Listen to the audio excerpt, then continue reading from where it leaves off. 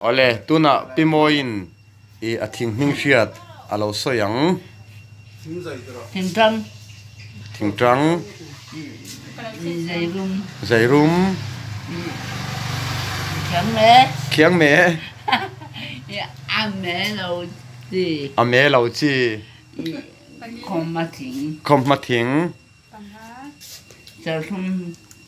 sel thum kung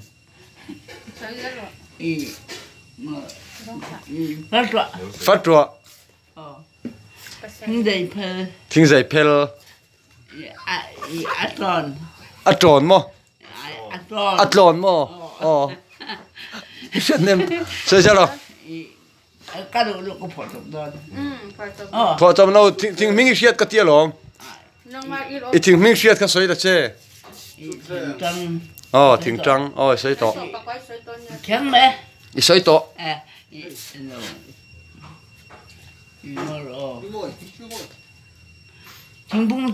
thing bung tối thing vét cái lồng sợi sao rồi chút đèn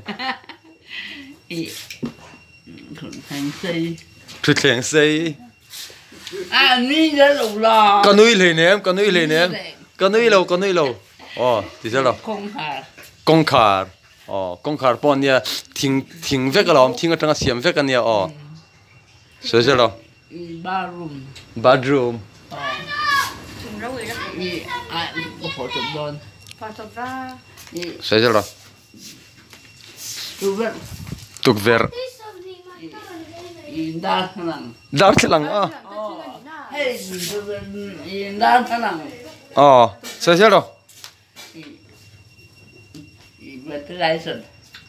mo ventilation mo ventilation mo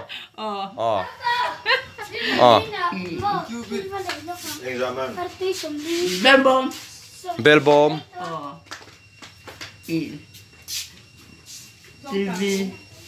TV ăn được thôi computer thing mình mặc sốt về thing mình phải mặc sốt về ăn bật đấy ngắn anh lệ sava mình soi rồi là sava mình siết siết trong trong vaki Kleber ngon rồi nó ăn một thì đâu anh này nói là mình một thật đâu ngon cũng tiền soi sao rồi xin nước cung mo xin lúc cung xin lúc cung ta chú sava này nè thing ở lồng ăn được đấy sava mình ở lồng châu ác nghe châu ác dum varung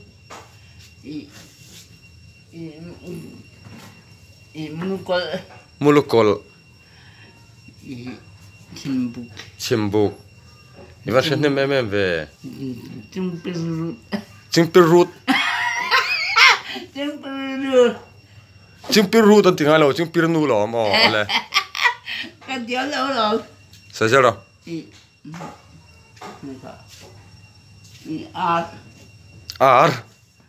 sao sao rồi bây giờ sao sao rồi arte bơm mìn lo sé su vamim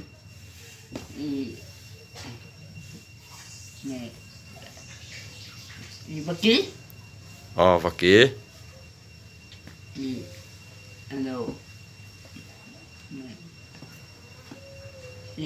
ramar ko sa ito ramar ibarung ani le pimoi hi tuna hian kum za ngai ni kum sam serle ti mo chuan ani chuan Peter ini to ti na ni mo nula moi mo nula moi ikum ngai tu hai chuan Peter ini to anh tiếng chia đâu adik chia lo ồ nula moi ti turmo Peter Peter hilan ni lo ti na mi mo nu soi à Peter ti an nu soi ti du so ka mo nula liang lam mo awa ha thao thin tak em ve o nu soi ni lo chu la moi kha pi moi kan kom the na chin chu ni